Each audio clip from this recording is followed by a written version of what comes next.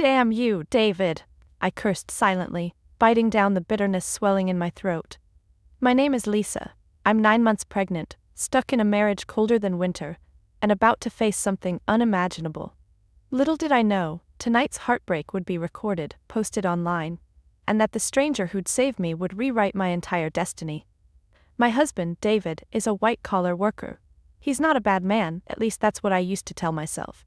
He works hard during the week and spends his weekends at his parents' house.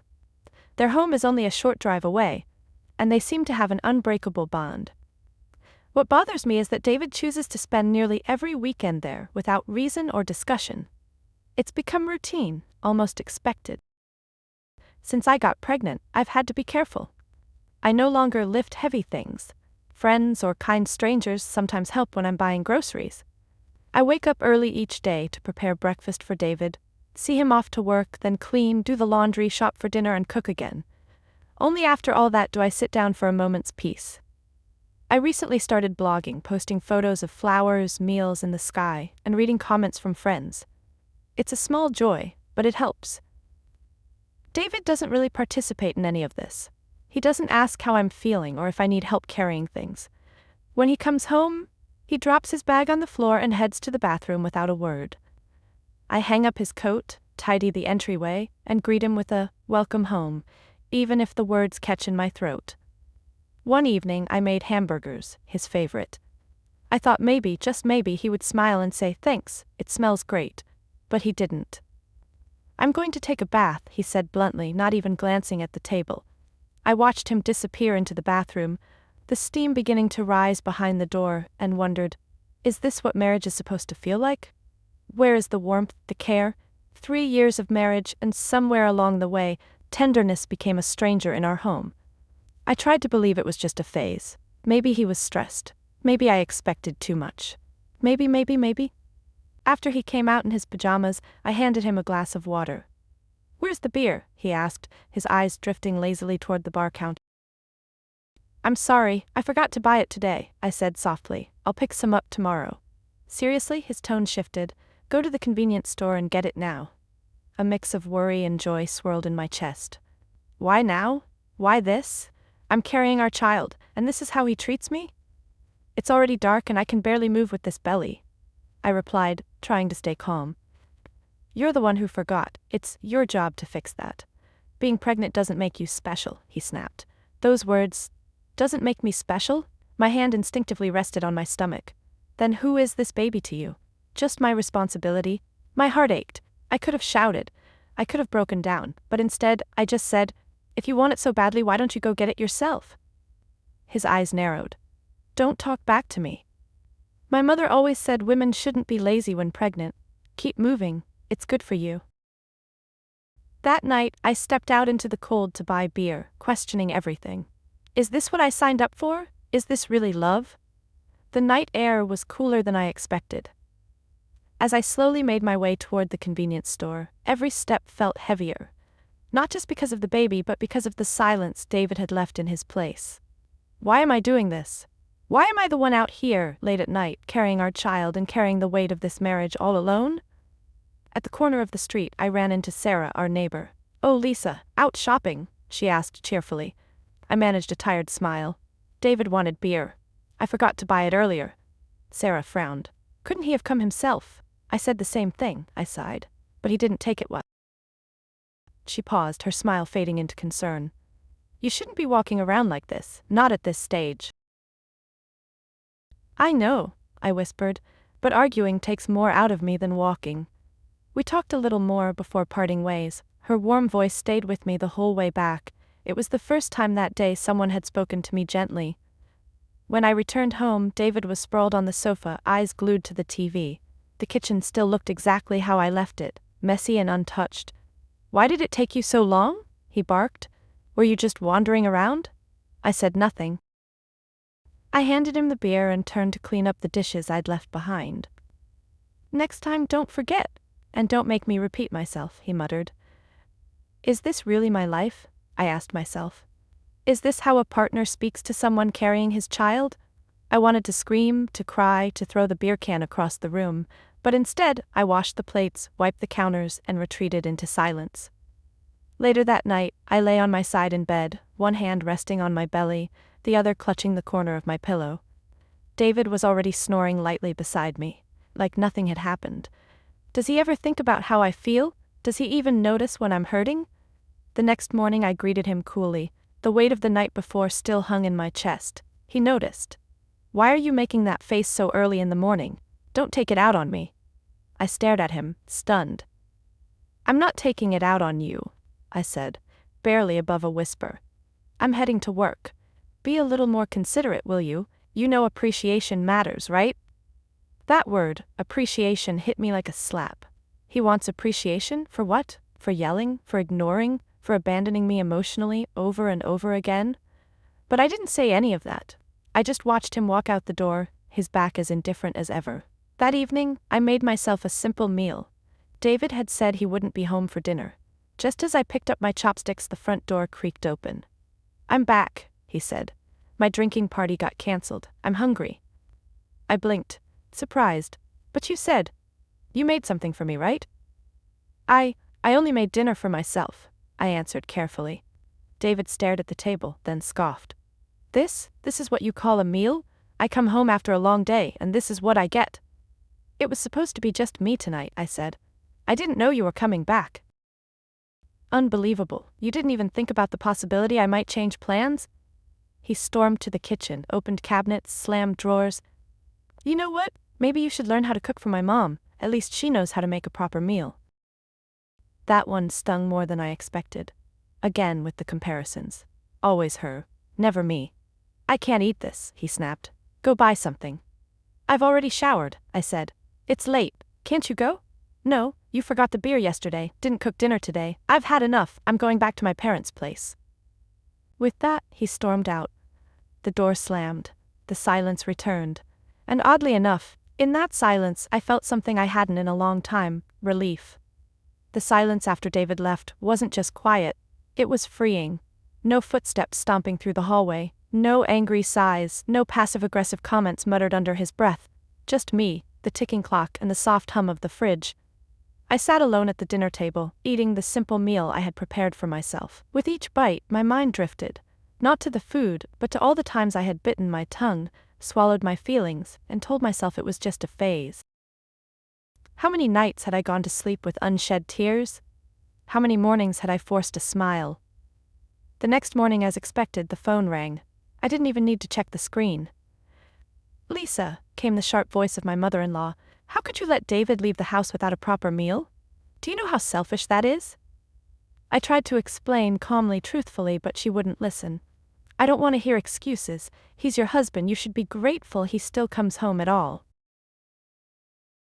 Grateful? That word echoed like thunder in my ears. Grateful? For what? For being shouted at? Compared? Ignored? "I'm sorry," I muttered quietly, even though every fiber in me wanted to say something else, something real. After hanging up, I sat on the edge of the couch, staring at nothing. I couldn't tell if I was numb or just tired. But one thing was clear: David wasn't coming back tonight, and honestly, I didn't mind. Still, part of me, stubborn and hopeful, decided to make a nice dinner, just in case. I went to the market, picked his favorite beer, fresh vegetables, meat. I set the table as if for a celebration. Maybe this time he'll come home and see how much I care. But the hours passed. 6 o'clock, 7, 8. I called him. No answer. I called again. Still nothing. Worry began to creep in. What if something happened? Just as the clock neared midnight, the door finally creaked open. "I'm home," he slurred, clearly drunk. "David?" I rushed to the entrance and found him half collapsed on the floor. "Don't be so loud," he snapped. "Go away." I reached out to help him, but he slapped my hand away. "Don't touch me with that ugly face. I can't believe you're my wife." The words hit harder than any physical blow. I froze, my hand still outstretched, trembling. "Ugly? Is that all I am to you? Not the woman carrying your child? Not the one who cooks, cleans, worries, and waits?" He stumbled into the living room and passed out, on the floor like a stranger. That night, I sat alone again. The dinner had gone cold hours ago. I ate it by myself in silence, tears streaming down my cheeks. I wasn't even sure if it was sadness or rage anymore. Maybe both. The next morning, David acted like nothing had happened. "My head's killing me. You should have helped me last night." "You told me not to touch you," I replied calmly. He frowned. Aren't you my wife? Isn't it your job to take care of me? That was it. Something inside me shifted. No more excuses. No more, maybe tomorrow. No more waiting for change that would never come. Something has to change, and this time it starts with me. I woke up to the sound of clinking dishes. David had left for work without a word, again. The memory of last night lingered, raw and jagged. His words, "Don't touch me, ugly face," cut deeper than any fight before. Still, I went about the day like I always did, washed, cleaned, shopped, cooked. But something inside me had changed. A quiet decision began to form, one I hadn't dared voice before. That evening, determined to keep the peace, I prepared a special dinner. I used the ingredients I'd carefully chosen the night before, arranged the table beautifully, even chilled his favorite beer. Maybe tonight will be different, I thought. Maybe this one effort will be enough. But hours passed. No messages, no calls. I tried reaching out, no answer. When midnight neared and my anxiety grew unbearable, I called his parents. "He's not here," they said bluntly. Just when I was about to call the police, the front door flung open. David staggered in, reeking of alcohol. "I'm home," he slurred. I rushed toward him. "What happened? Are you okay?" "Too loud, go away," he growled. As I reached out to support him, he shoved me back. "Don't touch me," he barked. "Just stay away with that face." He collapsed right there in the hallway. I stood frozen, staring at the man I married. My baby shifted inside me, almost as if reacting to my heartbreak. Why does he hate me so much? Why does he always see me as the problem? He didn't eat the dinner I made, I did, cold and alone again. The next morning, he rubbed his temples and asked, "Why'd you leave me on the floor?" I blinked. "You pushed me away. You said not to touch you. You're my wife, you're supposed to take care of me when I'm drunk." I didn't respond. What could I say to that? "You should have known I'd come home eventually," he added. "Why didn't you prepare dinner just in case?" "I called you," I whispered, multiple times. "Well, I was at a gathering, I couldn't pick up the phone every second, could I?" Every word he said pushed me further away. Every excuse, every deflection, it all added up. Later that week, he came home and said, "Let's go on a family trip." I blinked. "Now? My parents want to join, it'll be fun." "But my due date is next week." "Just because you're pregnant doesn't mean you're sick. Stop overreacting, everything's decided. We leave next weekend, 2 nights, 3 days. I tried to reason with him. If something happens, if I go into labor, it'll be fine, just pack. End of discussion. End of discussion. Like my feelings were optional. The day of the trip came. I stood at the door, suitcase in hand, stomach heavy with worry. As I stepped into the car, I felt something warm at my feet. I looked down. Water. "Oh no.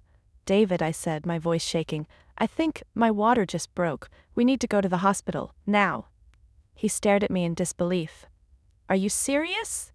"Yes," I cried. "The baby's coming." Instead of driving, David grabbed a towel and opened the passenger door. "What are you doing? We have to go. You're gonna ruin the car. Get out."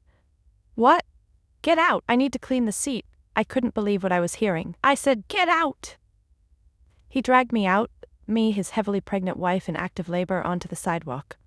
"I can't believe this," he said. "We were supposed to go on a family trip. Just call a taxi or something." And with that, he got in the car and drove away. For a moment I stood frozen, my legs shook, my hands trembled as I pulled out my phone. "Call the hospital. Call someone. Anyone." "Lisa?" a voice called out. I turned. It was Sarah. She gasped when she saw the water at my feet. "Oh my God, your water broke?" She didn't hesitate. She grabbed my hand. "Come on, let's get you help." On the way to the hospital, she held my hand. Her presence felt like a warm blanket around my heart. "It's going to be okay. I'm here. I've got you."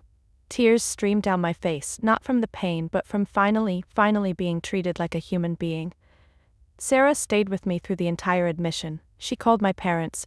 She sat beside me while I labored, never letting go of my hand, and when I was finally moved to the delivery room, she whispered, "You're not alone, Lisa. Not anymore." The first thing I heard after the pain subsided was the cry of my baby. Tiny, sharp, alive. Tears blurred my vision as I looked at the nurse cradling a small, wrinkled miracle wrapped in soft white cloth. My child, my baby, mine. Exhausted, I smiled. I had made it. We had made it. When I awoke hours later, my parents were sitting beside me. My father's eyes were red, and my mother gently brushed my hair back, whispering, "You did so well, we're so proud of you." Sarah was gone, but my heart was still wrapped in her kindness. She stayed until you were moved to the room. My mom said, she helped with everything, we owe her more than words. I nodded, weak but certain. I will thank her. Properly. Later that day I turned on my phone to message a few close friends about the birth, but was met with dozens of missed calls, all from Dave. I felt nothing. No curiosity, no anxiety, no anger, just numbness. I ignored the calls.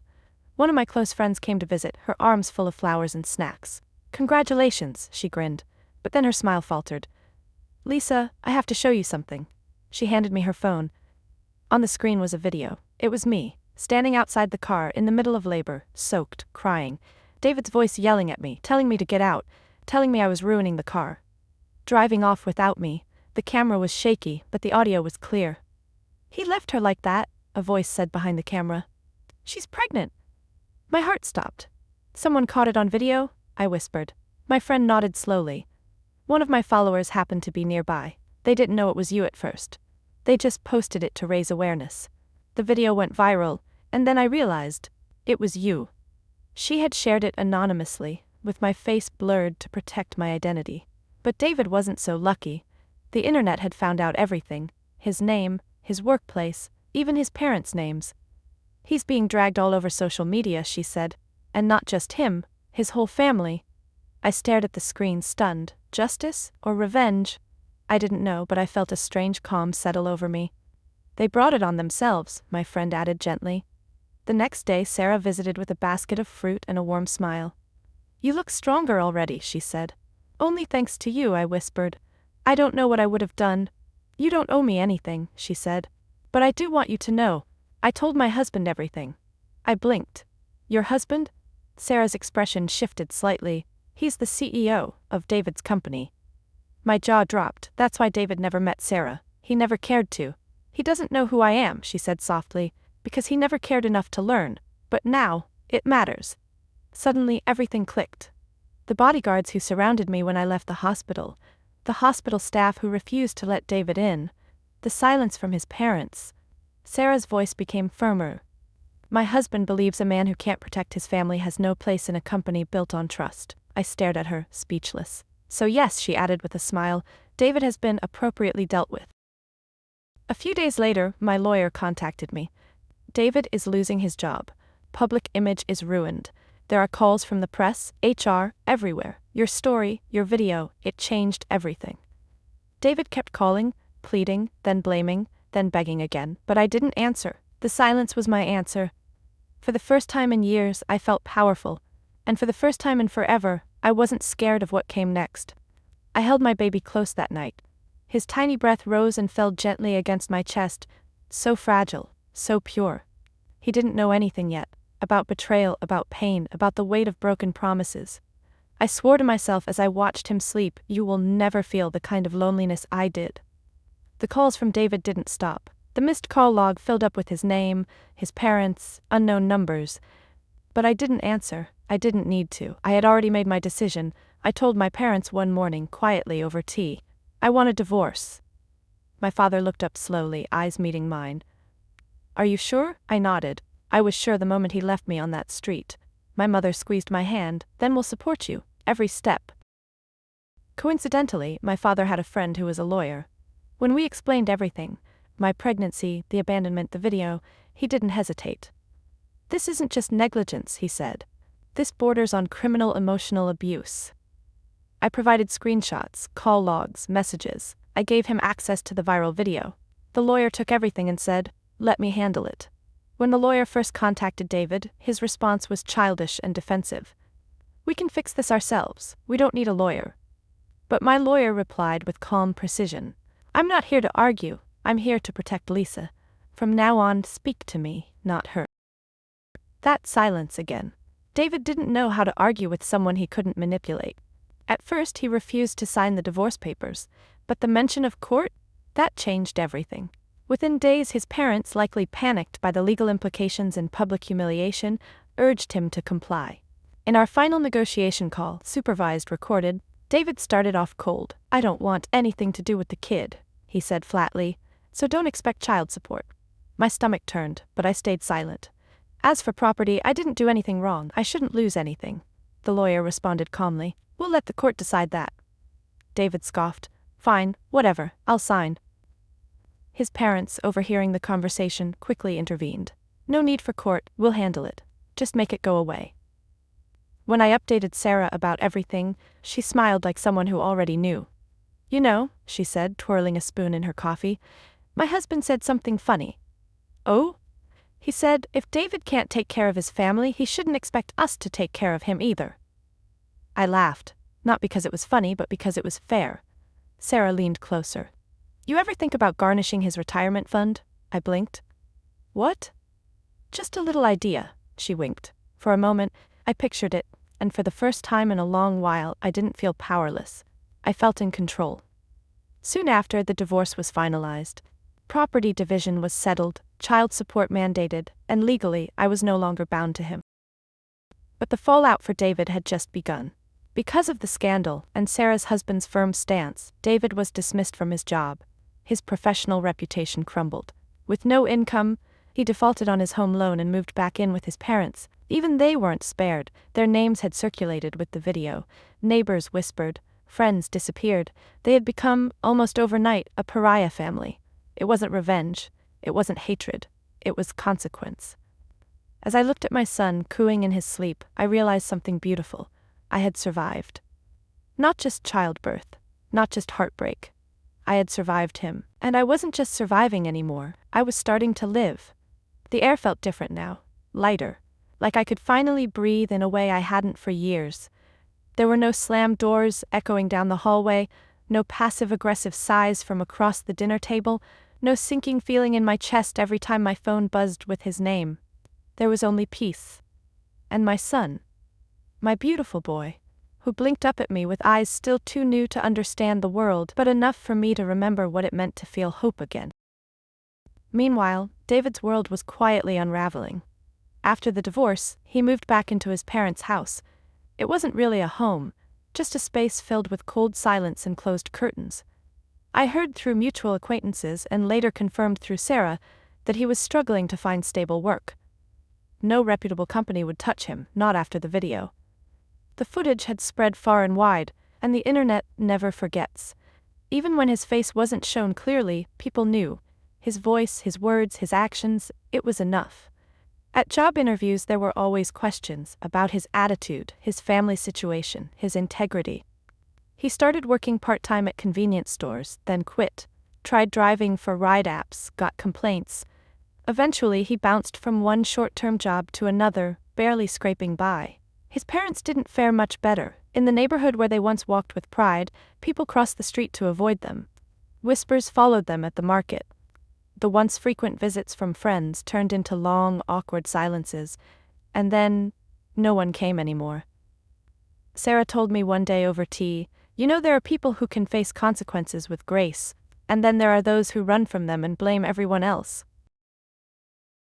Which one do you think David is? I asked, already knowing the answer. The kind who blames the wind for tipping over a house built on sand. I smiled sadly. Let him. I'm not looking back.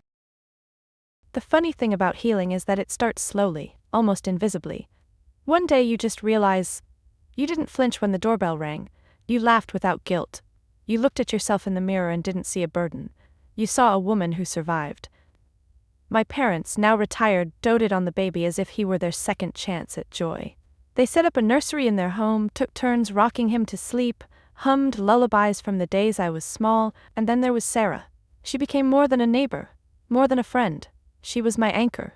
One day, as we sat in her sunlit kitchen, she leaned in and said, "There's something you should know. My son, he's heard your story, and he's furious about how you were treated." I blinked. "Your son?" "He's around your age, lives overseas but visits soon. He's curious about you." I laughed, unsure whether to feel flattered or alarmed. "I'm not ready for anything like that," I said. She smiled. "That's okay. He said he just wants to meet the woman brave enough to walk away." David tried contacting me again, one last desperate wave of messages. "I lost everything because of you. Come back, let's fix it." "My parents are sick, don't you care?" But I didn't reply, because now I cared about myself. I deleted the messages without reading the rest. Some said David's punishment was harsh, that he had paid enough. But the truth is, his punishment wasn't what happened after the video. It was the years he spent being blind to the person who stood beside him, loved him, carried his child, and still gave him her whole heart. And when he crushed it underfoot, he lost the only real thing he ever had. The days flowed gently now. Mornings were quiet and soft, filled with the smell of warm milk and the sleepy coos of my baby. I had traded cold silences and forced smiles for real laughter, fresh air, and the rhythmic beating of a heart that belonged only to me and to the tiny life in my arms.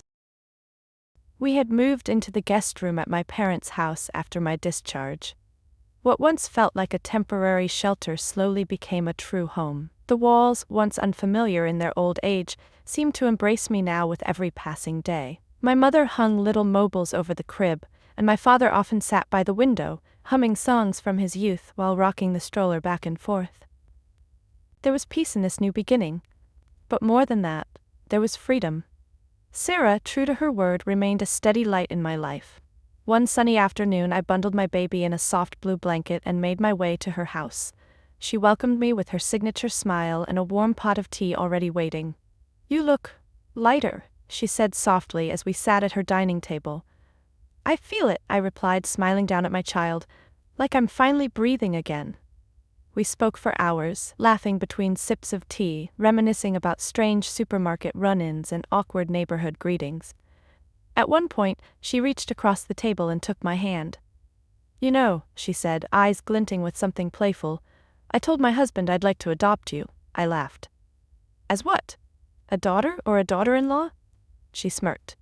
"You remember I mentioned my son?" she said. "He came back last week." My heart skipped. "Oh? He heard a lot about you, and yesterday, he asked if he could meet you sometime. No pressure, just coffee." I blushed, unsure how to respond. But Sarah continued. "There's no rush. You've come so far. You've earned the right to move as slowly as you want." And she was right. I didn't need a love story. What I needed was to rewrite my own story. And now, I finally could. As the seasons changed, so did I. I returned to my blog, not out of habit but from joy. I wrote not about pain or sadness but about sunrises, baby laughter, home-cooked meals, and the tiny little moments that made life rich. And slowly readers, some old, some new, began leaving comments. "Your strength is inspiring. I cried reading your journey. Thank you for surviving, for telling us we can too." I no longer felt like a victim telling a sad story. I felt like a survivor showing the way out of the dark. One day, while walking through the park, my son asleep in the stroller and golden light spilling between the leaves, I paused at a bench. I sat down, closed my eyes, and took a deep breath, not to escape, but to soak it all in, the wind, the warmth, the quiet joy, in simply being alive. And in that moment I whispered, not to David, not to the past, not even to the pain, I made it.